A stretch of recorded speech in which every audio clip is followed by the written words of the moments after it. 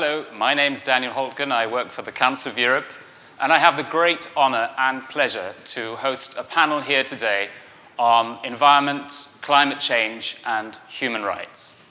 I want to tell you a bit about that in a moment. Before that, however, I want to introduce a really exquisite panel to you. I am so honored to have three such experienced and really high-profile panelists today. And I would like to start with Clover Hogan.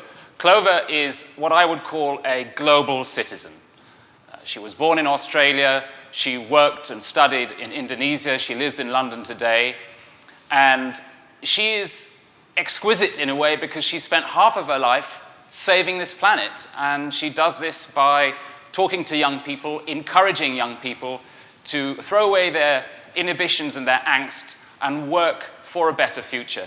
I think you should speak more often to older people as well, like myself, to encourage them to have that motivation. You work for various organizations as a strategist, as an advisor, as a consultant. So it's not only young people who benefit from your advice and your experience, it's also companies and the public sector. So thank you very much for joining us on this panel. It's a great honor for me to host this panel with you. Can I then turn to Aaron Kramer. Welcome to the panel. You are president of BSR, which I guess stands from business and social responsibility, but I think you're moving also into more broader issues, poverty, fighting poverty, and also climate change. You advise 250 member companies on these issues, and also you advise and are on the boards of big multinationals such as Marks and Spencer's and SAP. You've co-written a book called Sustainable Excellence, the future of business in a fast-changing world, and you're often quoted in many media such as Figaro, the Financial Times, Le Monde, and others, and I'm sure you'll be quoted in many more, particularly after this session. Welcome to the panel, Aaron. Thank you. Paul, it's also a great honor to have you on the panel. You are the co-founder and chair of Imagine. You work with business leaders to address climate change, so you're very, very suitable and equipped to advise us here on this panel today as well. You sit on many boards and advise the International Chamber of Commerce, the Said Business School at Oxford University, and also an organization called the B Team. I think you're very much part of the A team today. And of course, we shouldn't forget that you were CEO of Unilever for 10 years. And for that, you were described as a standout COE of CEOs. Sorry, that was COE is the acronym of my organization. Sorry, Council of Europe. CEO of the past decade. But you're very much present here. And one thing that we have in common, which I read, I'm not sure if it's true, you once considered priesthood in the Catholic Church. I don't know if that's true. Well, we've both taken a different way, but I think all of us here today are working for a better future and using our experience for a better future, for future generations. Let me just tell you about the Council of Europe and the environment. This is a relatively new area for the Council of Europe. Indeed, the European Convention on Human Rights doesn't actually mention the environment, but more and more people are turning to us, turning to the European Convention to solve environmental problems. In fact, already 300 cases have been dealt with at the European Court of Human Rights in Strasbourg, dealing with the issue of environment. Sometimes not directly. Sometimes it's the issue of the right to property, the right to family life, and also the right to a fair trial and other issues. For example, already in 1994, a Turkish citizen took a case to the court because a waste disposal facility caused a methane explosion and 9 people lost their lives. And she took the Turkish authorities and the government to court successfully, and she claimed the violation of the right to life.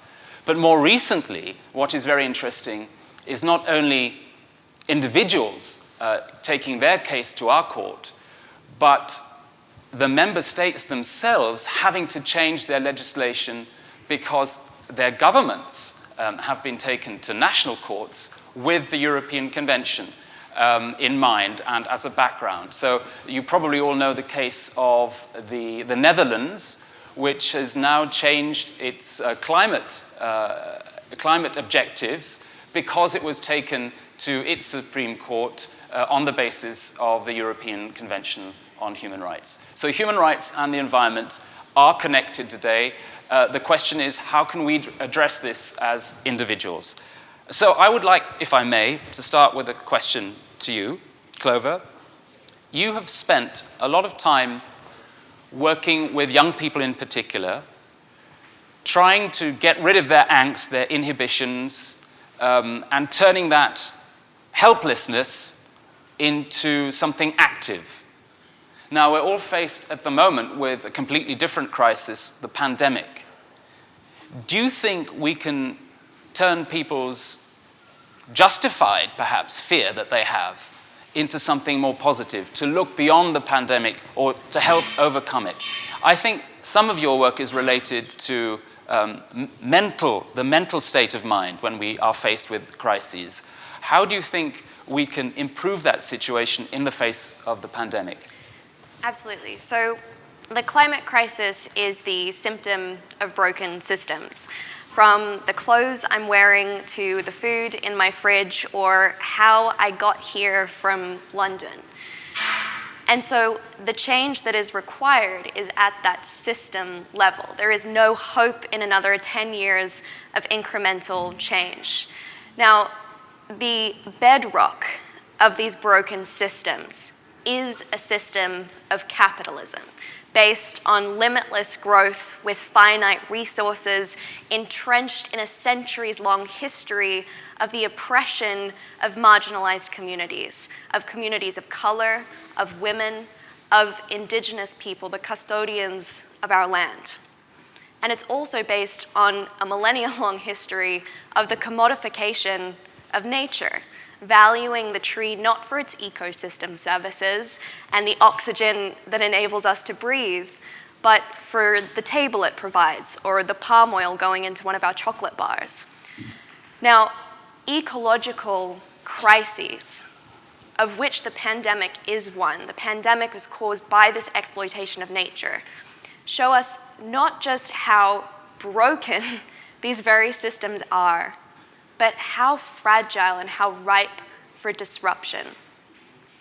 We have an opportunity before us as we're forced to press pause on our hyper-consumptive, globalized lives to think about the future that we want to create and to think about how each and every one of us, politicians, business leaders, concerned mums and dads, students, can step up to become custodians, to rethink so much of how we live, breathe, and exist in the 21st century.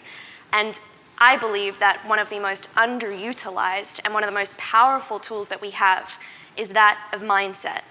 For me, the threat greater even than climate change, greater even than any pandemic, is the feeling of powerlessness in the face of these existential threats.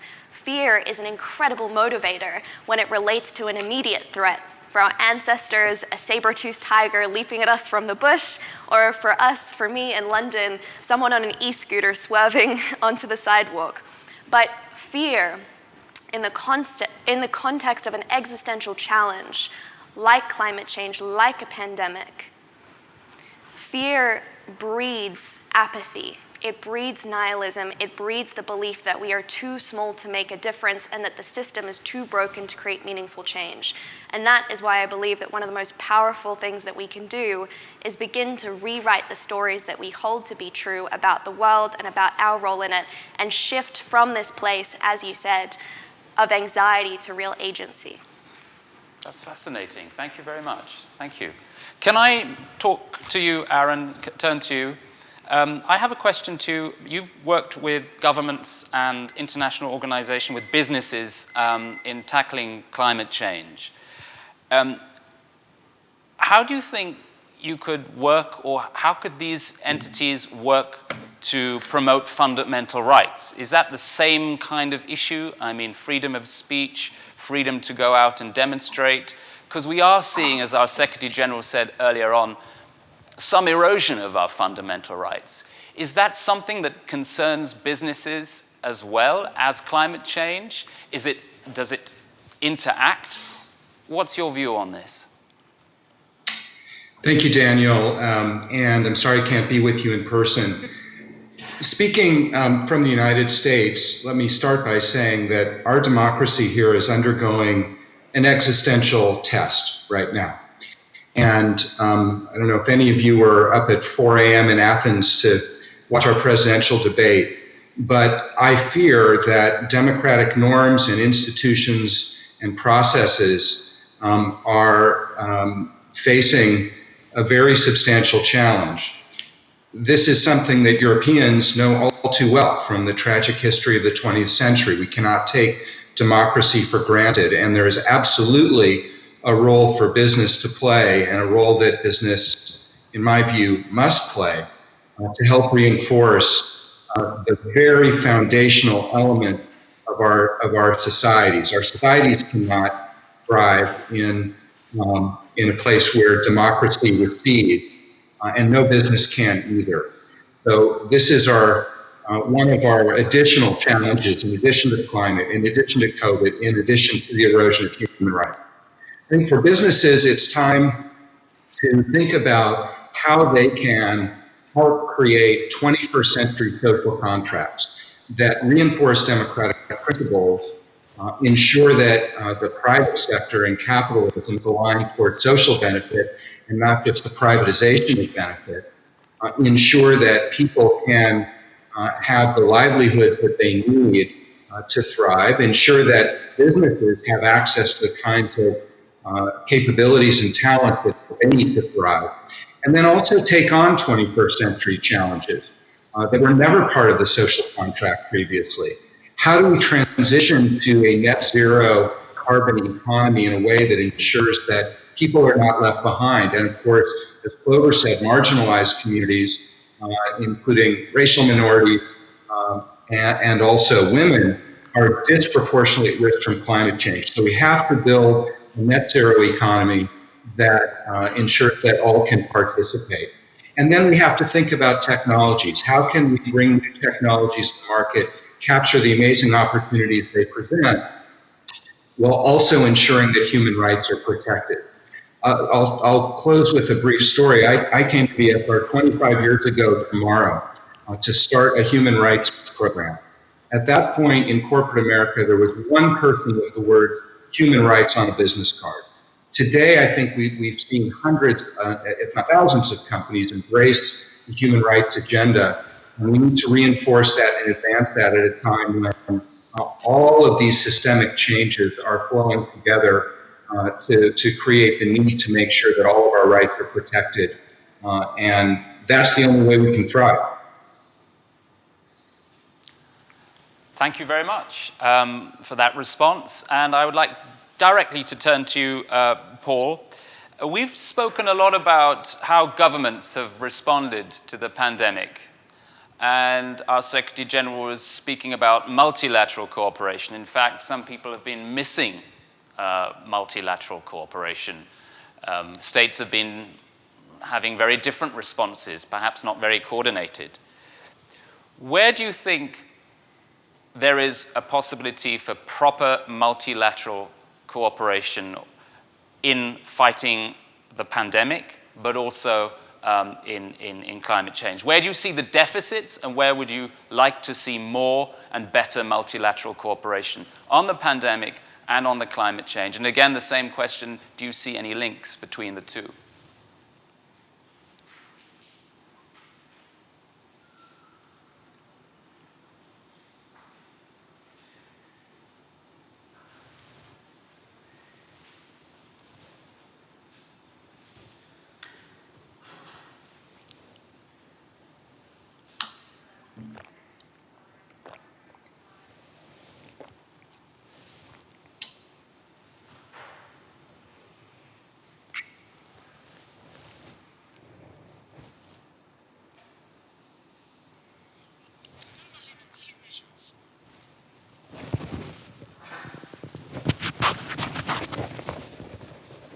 I also think that the ESG multi-stakeholder, longer-term business models are actually accelerating.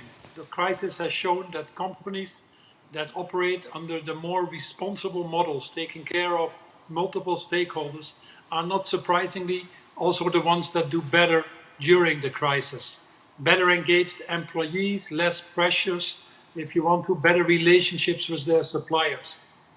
Now, what we've seen in the COVID crisis once more, I think, is the difficulty of global governance that we now face, as well as governments at a national level. Increasingly, the issues that we face, like the issues of the interdependence of the financial market, cybersecurity, climate change, and now also the pandemics, require without any doubt a global response. These issues know no borders, if I may call it that way. And yet we have seen that we got about 86 countries putting export restrictions in place around PPE materials. We've seen a lack of cooperation between governments in terms of solidarity. The developing markets, in fact, hardly any cause of the issues that we're now facing, have gotten virtually zero support from the developed markets. So global governance is without any doubts at a low. And the reason it is at a low is that most of the institutions that have been created were created 70 years ago at the time of Bretton Woods. And frankly, unlike businesses or others who might have adjusted their strategies 10, 15, 20 times, global governance has not evolved. The second reason why we have a deep drought in global governance is because of the people we've elected. Because we frankly haven't addressed the issues of climate change, of inequality, of exclusion from our economic process, it is without any doubt that people have turned to the polls to express their dissatisfaction. And unfortunately, this has resulted in many countries, from Brazil to Mexico to Russia to Turkey to the US, in a form of populism or nationalism that is not conducive for rationally solving these issues that we're talking about. And the debate you saw yesterday night is probably a sad lowlight, may I say, in what politicians giving us now as examples of what type of leaders we have elected. The reality is that we're not moving fast enough. Even before COVID, we were on the trajectory of a 3-degree plus global warming. And despite all the noise that was out there, we see the traction being well below what is needed. We only have 12 countries or 13 countries that have now come in with higher ambitions on climate change versus their Paris submissions. Most countries are still well behind what the original agreements were. On the private sector, we have seen movement, and movement has accelerated, no question about it. But we also have to be honest there. Only about 25% global GDP has made climate commitments. And if you really look at the commitments that are needed for Paris to stay at net zero by 2050, that number goes down significantly. About 1,000 companies or slightly more than that. So as Clover pointed out, we cannot expect the changes that we need to happen if we keep operating in a system that is not designed to give us the results that we are after. So increasingly, we need to look at some of the parameters that need to solve these issues. And it cannot happen with the private sector alone, nor can civil society do this alone. We really need the governments to work together and put the right frameworks and conditions in place to move that possible.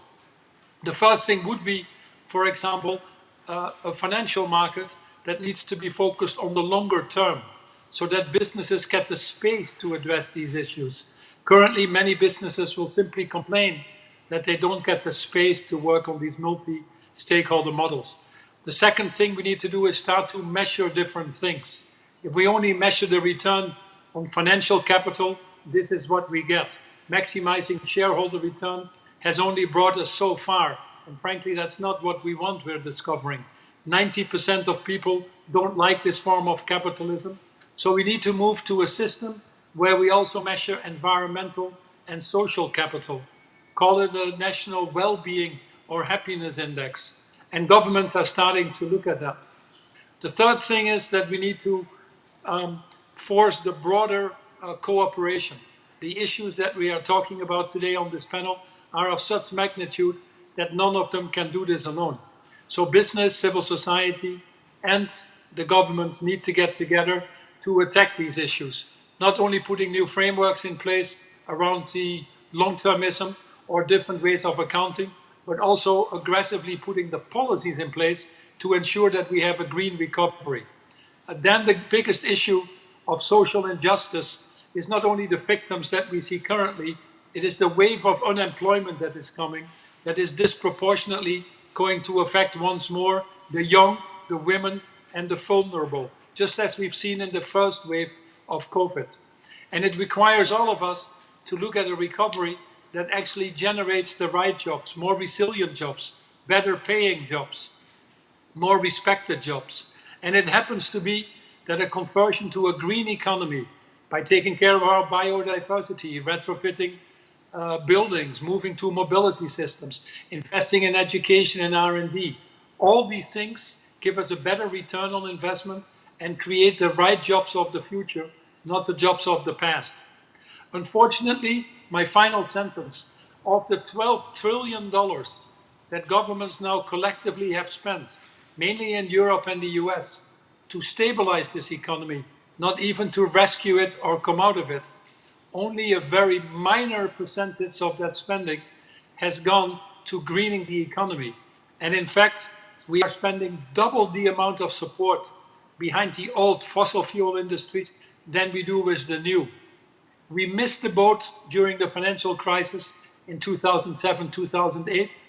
It gave us Trump, it gave us Brexit. We don't want to miss the boat again, because these cycles don't wait 10 years. And they're going to become to such an extent that they are irreparable. And we're at that crucial moment now. So this is not only a warning sign for all of us, but it is a sign that this is the moment to rise to the challenge. And I agree once more with Clover that the main asset that is missing now, the main thing that we need is this human willpower to attack the issues. Do we really care? And that's probably something we need to focus on more than some of the mechanics of how to do it. Thank you, Paul. A lot of food for thought there. One thing that came to mind was you were talking about governments, multinationals, that we have missed the boat. Luckily, there was another boat in the next sentence, and we can jump on that one, I noticed. But one thing you mentioned only in passing, and this brings me back to Clover, but the question goes to all of you. We may have missed the boat for our generation, but what about the next generation? And what about youth involvement? All these decisions you've talked about are made by people, mainly men, mainly white men, above 40, including myself. Where is diversity in this? How can we bring young people into the decision-making process in economics, in multilateral decisions, in parliaments? Or is this simply wishful thinking or an illusion? Maybe I'll ask you first for a response, Clover. Sure. So. Yeah, sorry, go ahead. It's a really great question because it's something that I've been thinking about a lot in the context of the Black Lives Matter movement and our failure in the climate and environmental space to shift the conversation away from polar bears and solar panels to how climate solutions must deliver fair, equitable, social contracts where we all have equal access to opportunity, where we all have the right to live dignified, respectful lives built on purpose.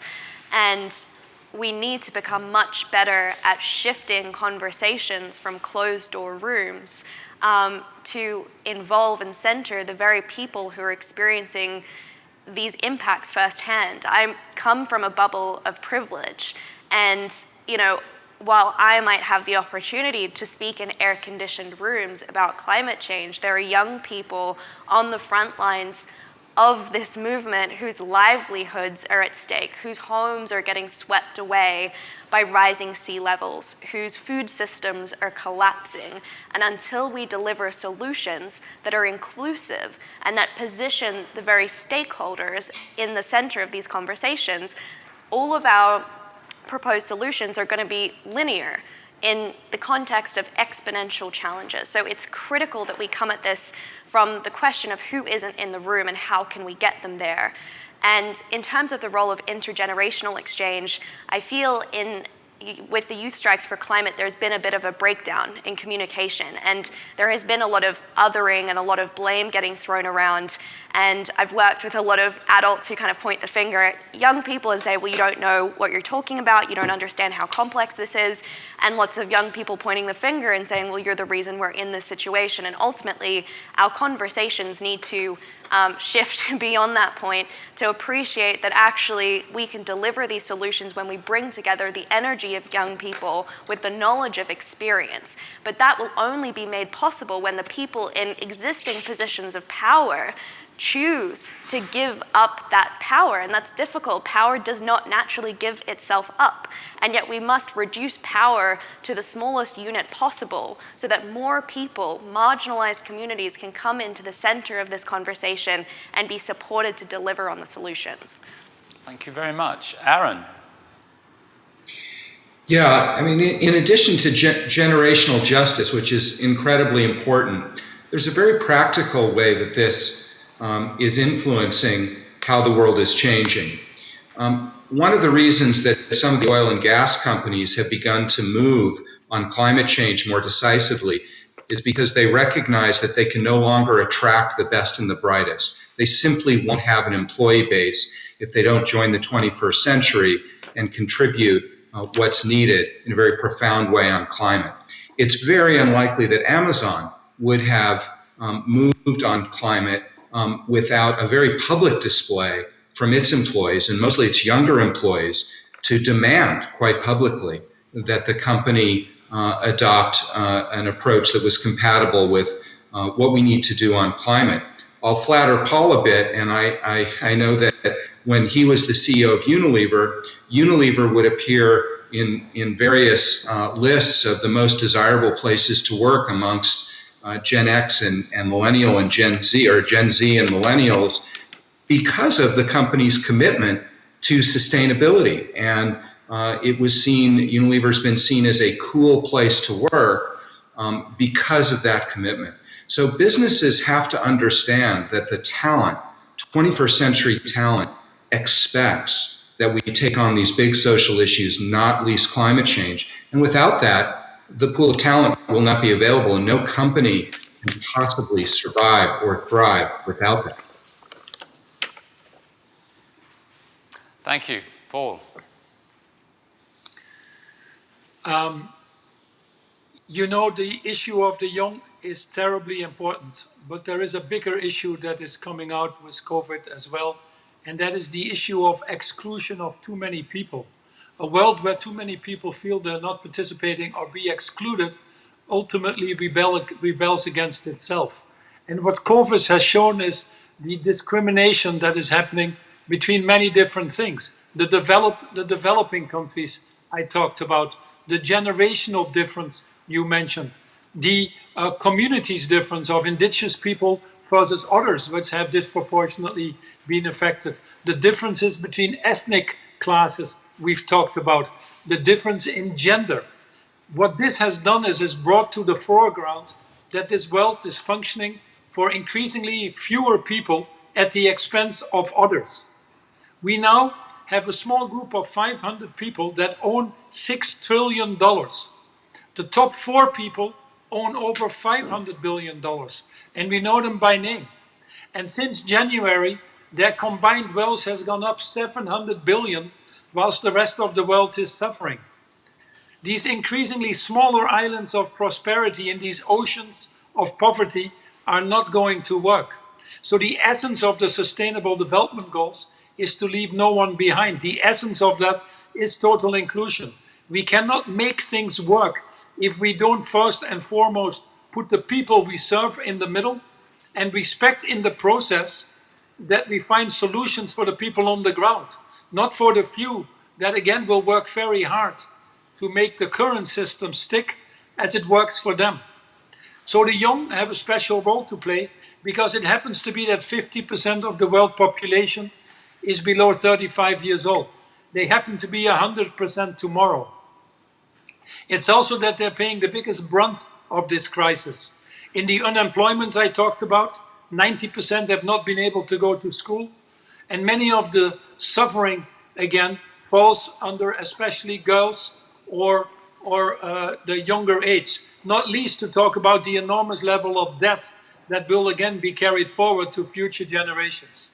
So it is absolutely imperative that we not only involve the young in everything we do, that we not only give the young a seat at the table, but more importantly, that it is time to give them the table. As you see with Clover, they're more creative, they understand technology, they have an expansive mindset of opportunity, they know better what collaboration is, and yes, they are more purpose-driven and more passionate about their futures. So we, as a generation that we are, it's not our fault, we're trying to do our best, but we need to work harder than what we currently are doing to invite them and to make them part of all these efforts. I'm happy to be part of the UN, where I chair for the Secretary General, the UN Global Compact, and there is an extensive effort behind UN 75 and other things to reach out to the young and to ensure that we include them. And that should be true for all other efforts we are involved in. Thank you very much. I want to ask a final question and maybe combine it with a question from somebody in the audience. Metropolitan Seraphim Kikotis asked the question whether governments are doing enough to sponsor green business and a green economy. But I would like to combine that with perhaps a slightly more provocative question to all of you. I mean, all of you have worked in business, in consumer business to a certain extent, and we tend to see young people also as young consumers. If I look at what my children have and all the kinds of toys that are produced all over the world, which then end up on the kind of waste treatment center that blows up because there's a methane explosion and people die. Can we educate ourselves and our next generations to do with less? Because at the moment it seems that's not working. Consumerism is just expanding. New products are coming on the market all the time. That seems to be part of our economic cycle.